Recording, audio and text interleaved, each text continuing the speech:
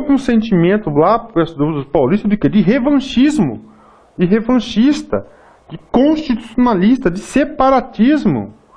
Em 9 de julho de 32, eclode a Revolução Constitucionalista. Então eclode. Então a data correta, a data precisa da Revolução Constitucionalista é no dia 9 de julho de 32. Quem eram os líderes dessa revolução? Civis: Pedro Toledo e Francisco Morato. Militares: Isadoro Dias Lopes e Bertolo Kingler, de Mato Grosso. Apoio inicial de Minas, que não se concretizou, 3 meses de luta. Os Minas falou, vou apoiar, tal, mas ó, depois recuou, né? O que aconteceu? Foi pelo fator de indústria, gente. Faltou o quê? Infraestrutura bélico-militar para combater a Revolução Constitucionalista. Consequência disso, houve um fracasso militar. Vitória moral, Vargas convoca as eleições e a Constituição. O que aconteceu? Após esse advento da Revolução Constitucionalista, Vargas se sente o quê? Acuado e convoca um novo poder constituinte. Um poder constituinte originário para elaborar uma nova ordem constitucional. Consequentemente, nós podemos dizer que, embora os paulistas perderam no campo de batalha, houve uma vitória moral deles, porque um dos objetivos foi alcançado, gente. Getúlio Vargas convocou eleições para a constituição de um novo poder constituinte, um poder legislativo, para elaborar uma nova Constituição. E qual foi essa Constituição? A Constituição de 1934. 34. Tá? Com 34. Nessa Constituição ela foi feita em 33. A Assembleia Constituinte era formada por 240 deputados estaduais, 40 deputados sindicais. Em dia 6 de setembro de 34, a promulgação da segunda Constituição Republicana, a Constituição de 34. Algumas características agora da Constituição de 34. Inspirada na Constituição Alemã de Weimar, surge uma consolidação do Pacto Federativo, o regime presidencialista, liberal e centralizadora, independência dos 3 poderes, poderes com ênfase para o executivo, eleições diretas, universais, voto secreto, porque na outra era voto aberto, para alfabetizados com idade igual ou superior a 18 anos. Olha que coisa legal, gente. Eleições diretas, ou seja, o povo vota diretamente, universais, ou seja, um voto é um voto em qualquer lugar, com um voto secreto não aberto para alfabetizados com idade igual ou superior a 18 anos. Voto feminino, extingue-se a vice-presidência da República. Então, os principais constitucionais da Constituição de 34.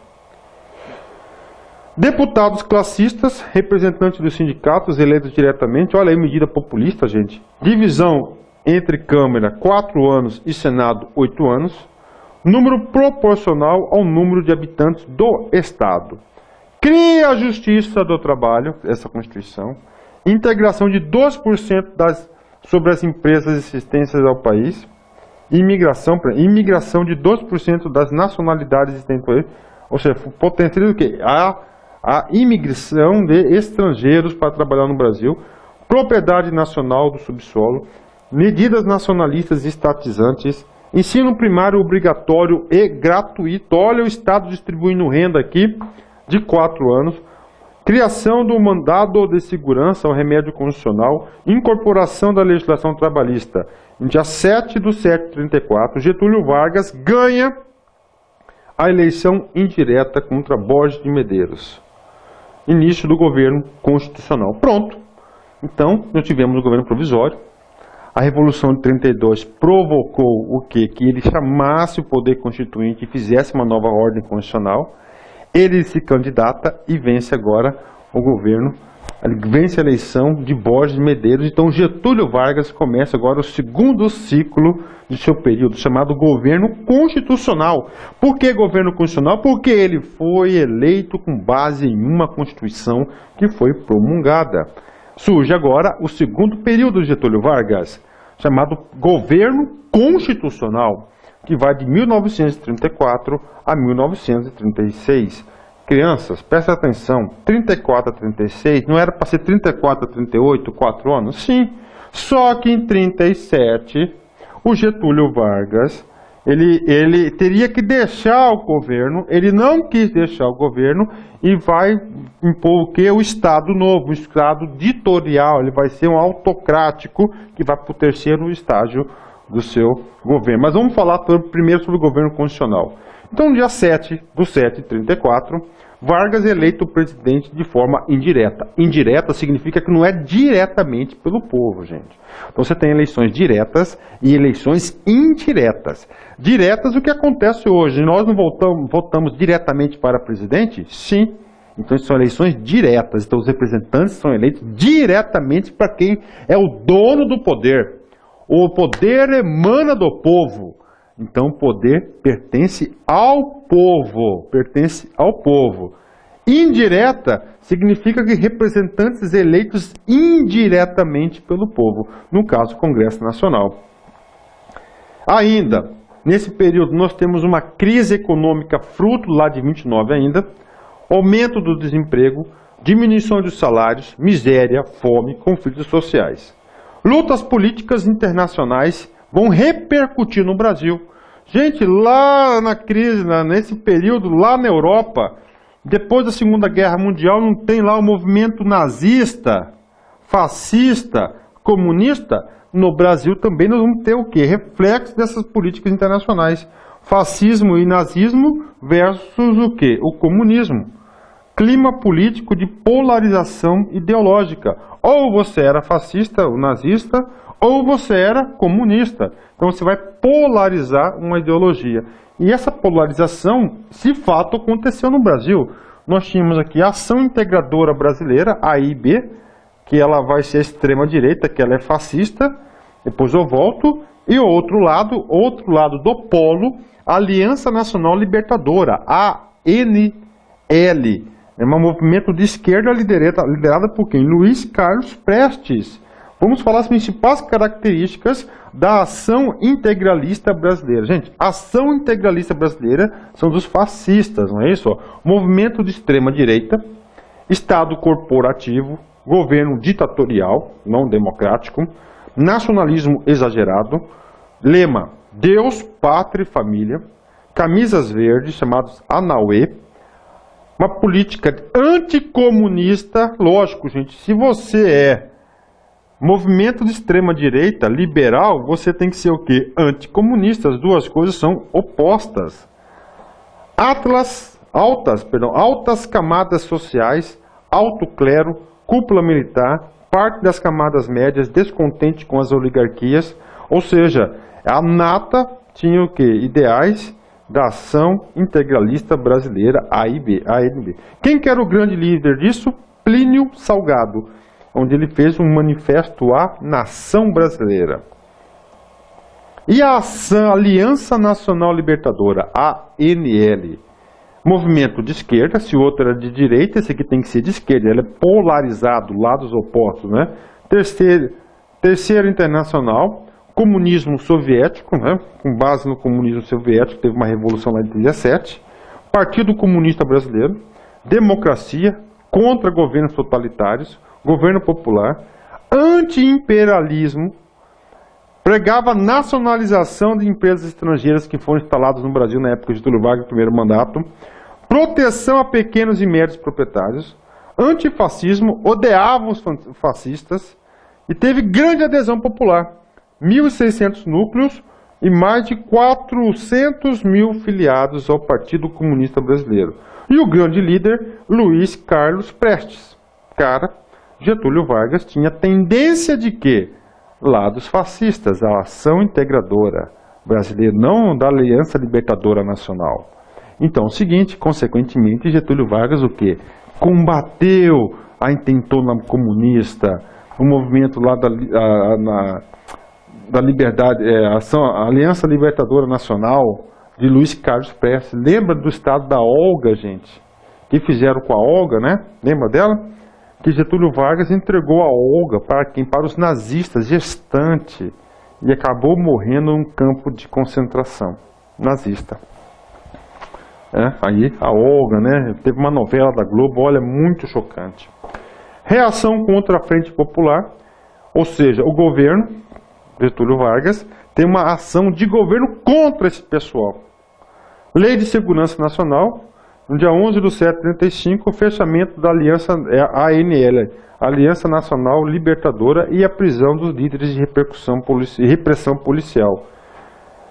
Intentona comunista, no mesmo ano, 35, reação do PCB, que é o Partido Comunista Brasileiro, à prisão e da prisão e a prestação da repressão policial, algo que vários movimentos isolados. Em Natal, o Comitê Popular, Revolucionários Soldados, Recife, Olinda, os Cabos, Rio de Janeiro, Sargentos, uma repressão eficaz do governo e prisões de quem? De Graciliano Ramos, onde ele escreveu lá o que? Memórias do Cárcere. Bom, gente, enfim, para concluir para vocês, o governo de Getúlio Vargas reprimiu duramente as ações da Aliança Nacional Libertadora, que tinha objetivos o quê? Comunistas, socialistas. Inclusive, vai utilizar esse pretexto aqui para o golpe de 37. Vamos ver já já isso aqui. Sucessão presidencial. Bom, então, tá lá, ele assumiu o governo democraticamente eleito de forma indireta, tá lá governando, teve uma bipolarização, uma polarização de dois polos, fascistas e comunistas.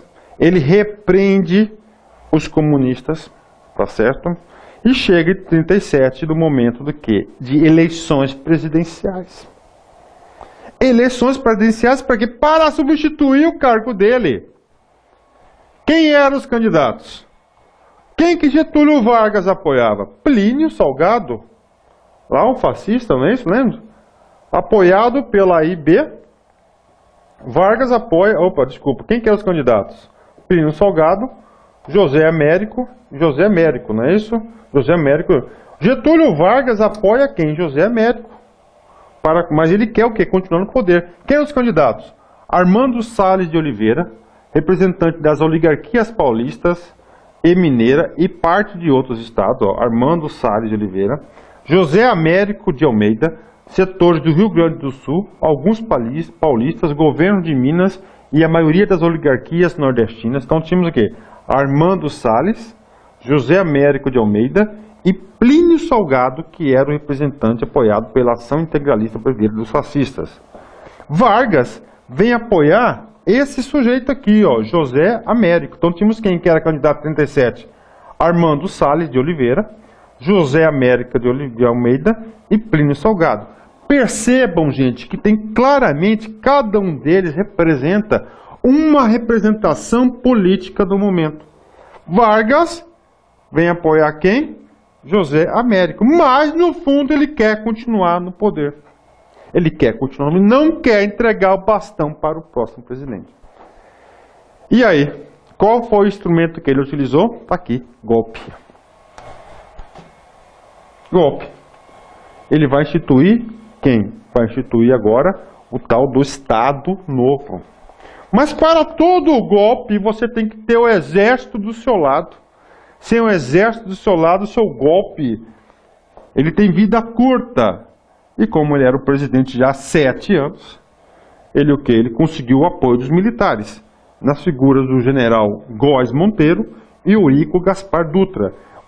Eurico Gaspar Dutra vem a ser o cara que depois derruba Getúlio Vargas, em 45, e assume o governo. Tá? Eurico Gaspar Dutra. Ele vem ajudar, ele vai ser o próximo presidente substituir Getúlio Vargas. Pronto. Então, ocorre em 37 o golpe. 37. Getúlio Vargas publicou, gente, noticiou que estava tendo tal do plano Cohen. É o nome código de um suposto plano comunista para tomar o poder no país. Cara, ele criou um caos. Nós seremos invadidos pelos comunistas. O Brasil está sob ataque. Nós temos que nos proteger. Ele fez uma ampla divulgação nos jornais e rádios para criar pânico entre setores dominantes, classe médias e camadas populares. Agora aqui vai ser comunista, cara. Faz sabão de criancinha. Aqui vai ter toque de recolher, 9 horas, todo mundo na sua casa. Você não é dono de mais nada, tudo que é seu vai ser do Estado. Cara, o cara isso aqui vai o quê? Vai contra os ideais o quê? Do povo brasileiro.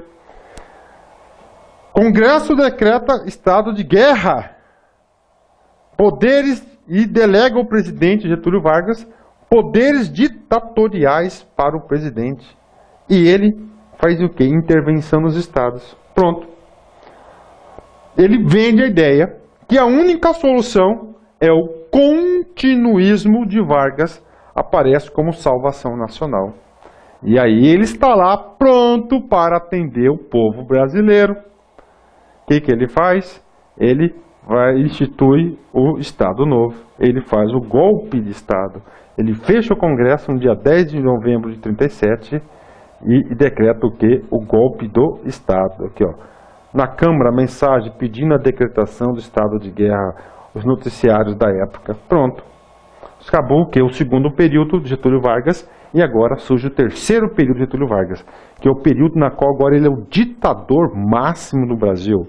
Ele é chamado de Estado Novo. O Estado Novo vai de 1937, tá? De 10 de novembro de 37 até 45, após a Segunda Guerra Mundial. Estado Novo. Agora que ele fez o golpe, não tem uma ordem. Gente, primeira coisa que tem que fazer é o quê? Uma nova Constituição. Tá? Mas a gente vai falar da Constituição de 37 já já. Medidas para a implantação do Estado Novo. Comandos militares são substituídos. Ele quer o exército sob o comando dele. Ó.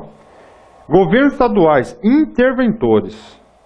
Ele vai o quê? Outorgar, impor uma nova Constituição, revogando a Constituição de 34, na qual ele foi com o poder constituinte originário. E aí ele vai ter uma Constituição que vai outorgar poderes máximos a Getúlio Vargas. Supressão de todos os partidos políticos pelo decreto número 12 de 1935. Olha, ele decretou o fim. Isso aqui está faltando a palavrinha decreto. Característica do novo período. Identificação da nação com o líder centralizador. Uma centralização política administrativa. Fim da autonomia dos partidos políticos. Censura. Criação do Departamento de Imprensa e Propaganda. Vai controlar toda a mídia de Getúlio Vargas. Princípios fascistas, mas o regime era Vargas, né? Mas princípios fascistas, ou seja, ele tinha bastante características de regime fascista, não comunista. Em 37 ele faz o quê? A Constituição Polaca. Cara, cai em concurso, despenca, cara. Polaca por quê? Porque vem lá da Polônia, polonesa. Quem que escreveu a Constituição Polaca? Francisco Campos, conhecido Chico Ciência. Opa, desculpa, gente. No dia 10 de 11 de 37, ele outorga a Constituição, o fascismo e o nacionalismo, a Carta del Lavoro e a Constituição polonesa.